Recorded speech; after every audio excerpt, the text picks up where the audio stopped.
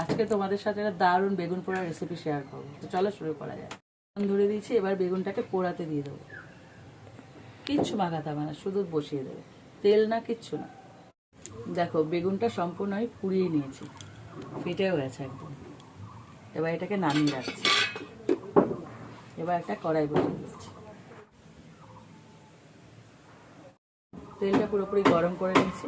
এবার দিচ্ছি পেঁয়াজ কুচি আর কাঁচা লঙ্কা কুচি। এটা একটু ভেজে নেবো ভালো করে। পেঁয়াজটাকে ভালো করে ভেজে নিয়েছি। এবার এর মধ্যে দিয়েছি চিংড়ি মাছ। এবার এটাকেও ভালো করে ভেজে নেব। দেখো চিংড়ি মাছ আর পেঁয়াজটা ভাজা হয়ে গেছে। এবার এটাকে নামিয়ে ঠান্ডা করে নেব। দেখো বেগুনটা পুরোপুরি ঠান্ডা হয়ে গেছে। এবার এটাকে ছাড়িয়ে নেব। বেগুনটা পুরোপুরি ছাড়িয়ে নিয়েছি। এবার এটাকে এই গোড়া থেকে কেটে নিই। গোড়াটা তো আর খাওয়া যাবে না। এবার এটাকে না পিস করে করে নেব, তাহলে কি বলতো সুবিধা হবে মাখতে।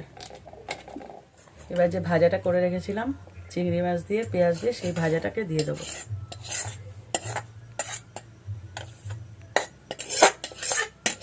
দিয়েছি সরষের তেল আর স্বাদ অনুযায়ী লবণ।